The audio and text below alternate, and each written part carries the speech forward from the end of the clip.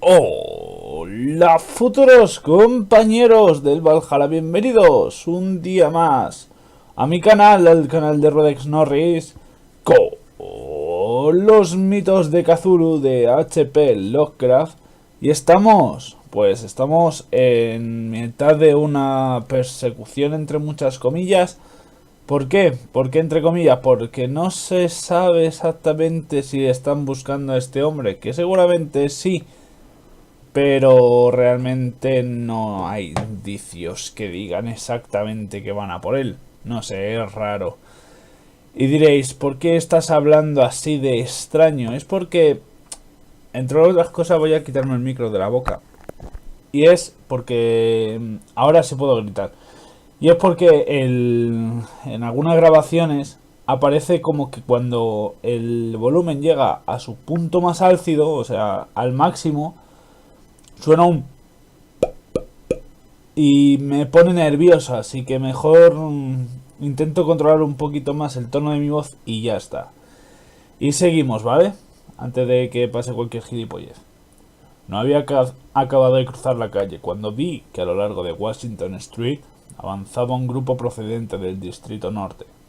Cuando llegaron a la amplia explanada, desde la cual acababa yo de contemplar el pavoroso panorama bajo la luna, pude fijarme en ellos sosegadamente, sin que me vieran, desde la distancia de una manzana de casas tan solo.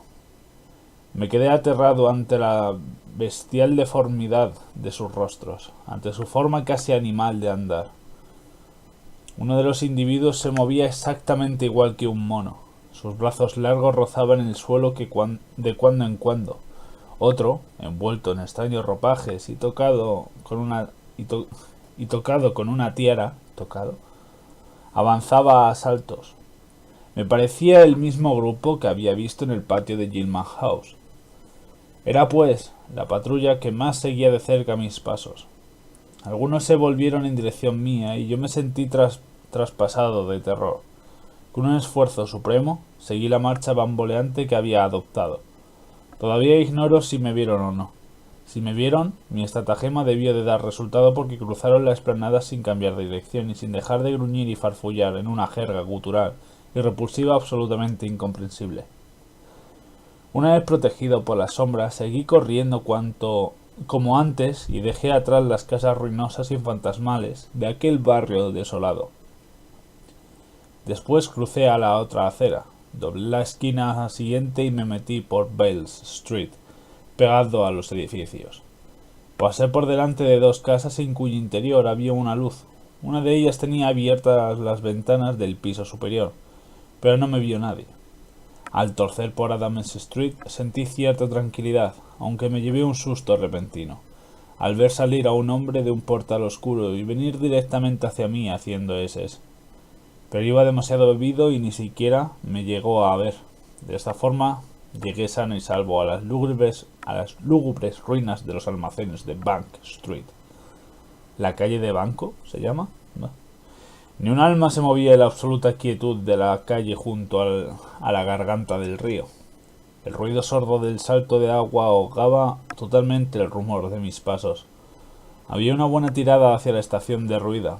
Los muros de ladrillo por los almacenes me parecían aún más amenazadores que las fachadas que había dejado atrás.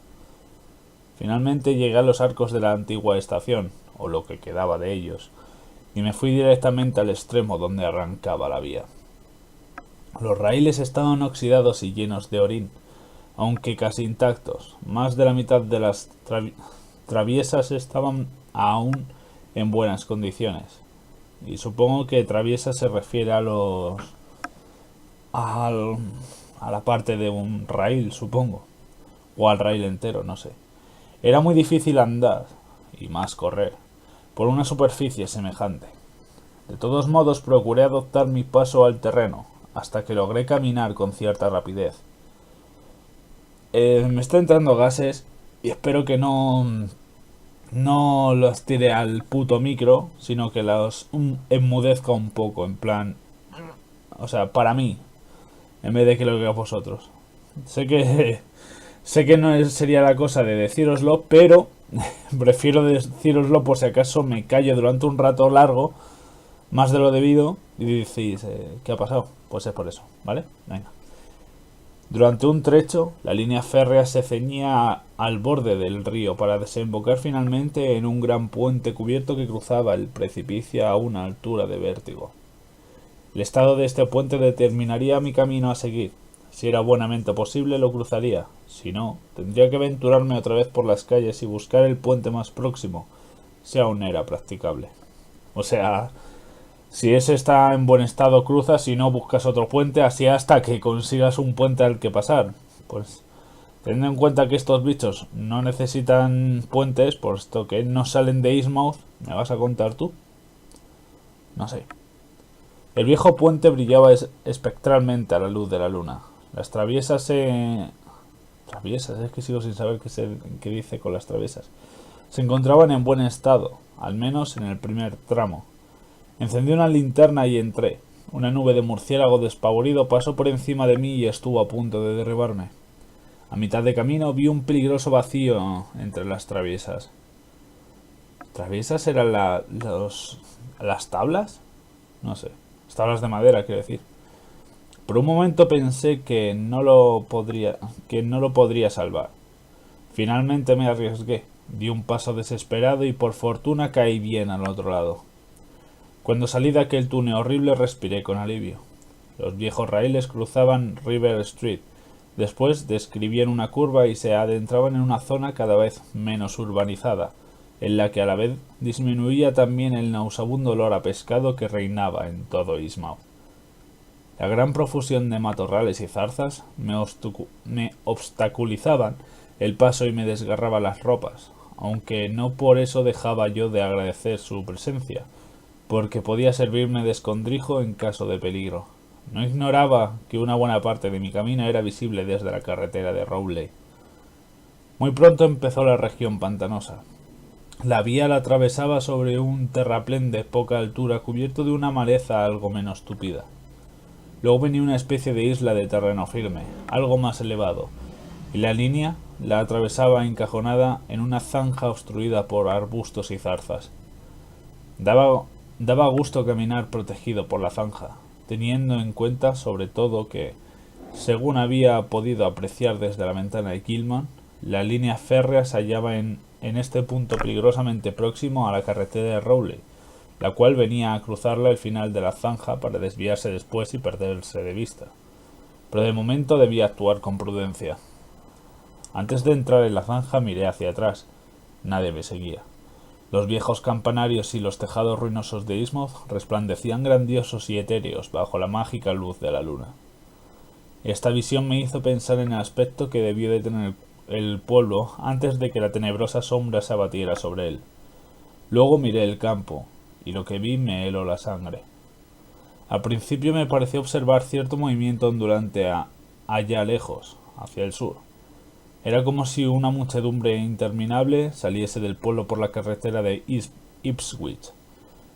La distancia era considerable, y no se distinguía con exactitud, pero no me gustó nada aquella columna en movimiento. Ondeaba demasiado y relucía asombrosamente bajo la luna de poniente. Incluso me pareció oír ruidos y voces, pero el viento me impidió cerciorarme. Era algo así como un patear y rugir de bestias. Pero peor aún que los gruñidos de las patrullas del pueblo. Por la cabeza me pasó toda clase de conjeturas desagradables. Pensé en aquellos seres aún más deformes que, aunque se decía, se ocultaban en las casas miserables del puerto. También me vinieron a la imaginación los terribles nadadores que habían vislumbrado confusamente en el agua. A juzgar por los grupos que había visto hasta el momento y los que con toda seguridad habrían salido por las demás carreteras, el número de mis perseguidores debió de ser inconcebible, sobre todo teniendo en cuenta que Innsmouth era un pueblo casi deshabitado. ¿De dónde había salido la densa multitud que componía aquella marea ondulante y lejana? ¿Acaso los vetustos edificios supuestamente desiertos rebosaban efectivamente de una vida insospechada y secreta? ¿O es que había desembarcado una legión de seres extraños de aquel arrecife del infierno? ¿Quiénes eran? ¿Por qué estaban allí? ¿Serían las patrullas de las otras carreteras igualmente numerosas? Estás todo jodido. Me interné en la maleza con la cortadura y pugnaba por abrirme camino con dificultad, cuando otra vez se extendió el abominable olor a pescado. ¿Había cambiado el viento repentinamente y venía ahora de la mar? Así debía ser, en efecto, porque también empezaron a oírse horribles murmullos guturales en estos parajes, hasta entonces silenciosos. Y una cosa distinguí que me desgradó aún más, un ruido blando, como el de un animal que caminaba a saltos por un suelo mojado. Oh. No sé por qué lo asocié con aquella ondulante columna que se movía en la carretera de Ipswich. No tardaron en aumentar los ruidos y el olor, de manera que me paré, mortalmente asustado, dando gracias al cielo de hallarme a cubierto en la zanja. Recordé que era en este punto donde la carretera de Rowley cruzaba la vía, antes de alejarse definitivamente. La horda se acercaba, así que me tumbé en el suelo y decidí esperar a que pasara y se perdiera a lo lejos. Gracias a Dios, aquellas criaturas no empleaban perros para rastrear, aunque bien mirado, de poco les habría valido con el olor que imperaba en toda la región. Pues por eso es por lo que no lo tienen, porque se les hubiera jodido el hocico. Solo olerían a pescado podrido. Tontos los cojones. Encogido bajo los arbustos me sentí seguro aún cuando sabía que mis perseguidores cruzarían la vía por delante de mí a menos de 100 metros de distancia. Yo podría verlos, pero ellos a mí no, a no ser que se dieran una funesta casualidad. Me estremecí ante la idea de verlos de cerca. Contemplé el terreno bañado por la luna, por donde pronto habría de desfilar, y pensé que aquel trozo de naturaleza iba a verse irremediablemente contaminado para siempre. Sin duda se trataría de los seres más monstruosos y horribles que cobijaba el pueblo de Innsmouth. No me sería agradable recordar el espectáculo después. El hedor se hizo más opresivo. Los ruidos fueron en aumento hasta convertirse en una bestial una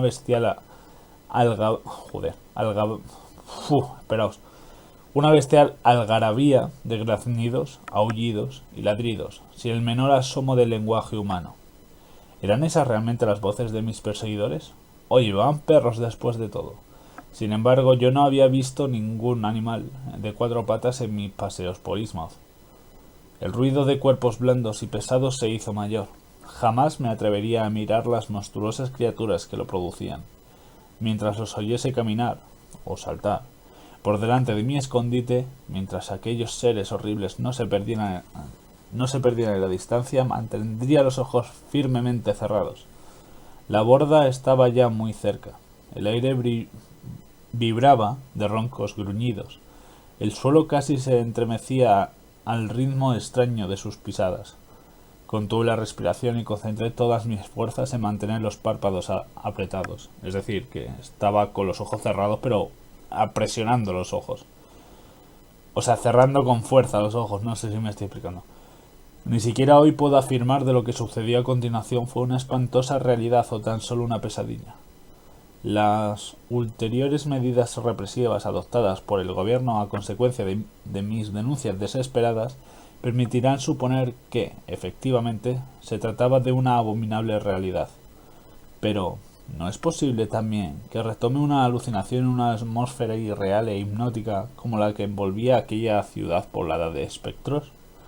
Lugares como ese conservan propiedades extrañas y tal vez sus tenebrosas tradiciones afecten a la mente de los hombres que se aventuran por sus calles desoladas y hediondas, sus techumbres vencidas y sus campanarios desmoronados. ¿Acaso no es posible que un germen de locura contagiosa aceche en lo más profundo de Innsmouth como una maldición?